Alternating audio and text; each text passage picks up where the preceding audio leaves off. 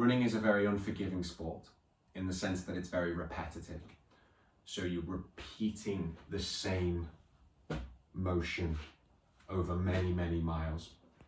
Okay, so this causes a lot of load to be distributed through the foot, through the plantar aspect, but also through the Achilles tendon and the ankle. A very common complaint is Achilles tendinopathy, which is insertional pain or pain at the back of your heel, which is also known as the calcaneus. We get this pain when the tendon is being outworked.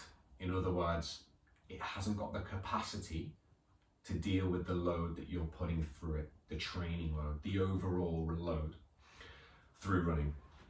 Okay, so every time I step, I'm asking my body to propel myself forward.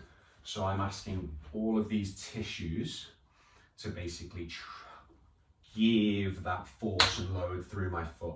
And the Achilles tendon is the anchor for that. So it tends to get quite irritated when we overdo the mileage. We tend to basically get some inflammation and some micro tears within the tendon. It's quite painful, stops us from running, and it's quite unnecessary because we can combat it with a simple exercise. Use a step or a stair. I've got some weights stacked on top of each other and a kettlebell. So this is 16 kilograms, this kettlebell. I'm going to have it close to my chest and show you the repetitions.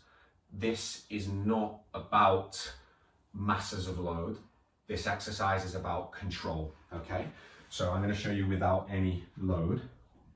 It's about pressing through and really concentrating on where the tension is getting distributed.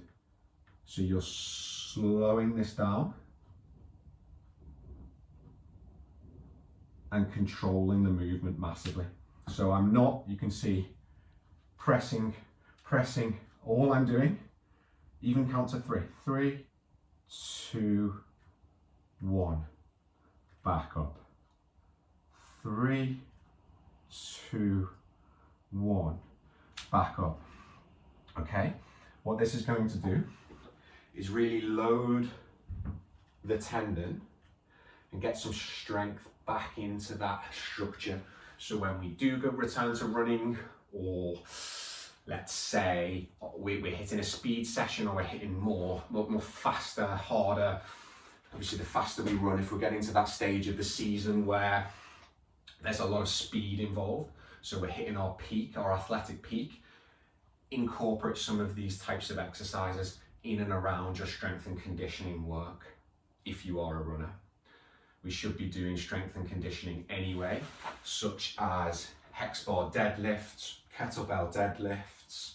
You can do RDLs, which are stiff leg lifts, posterior chain activation. You should be doing these anyway, but a really nice one to bias the foot and ankle and steer away from injury is weighted calf raises or weighted heel raises. The key, again, is the control. You get an increased range of motion from the step, all the weights.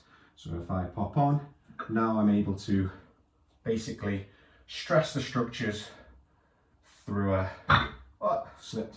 through a longer duration. So probably don't use weights like me. I just loaded those up, but use a step, use a staircase.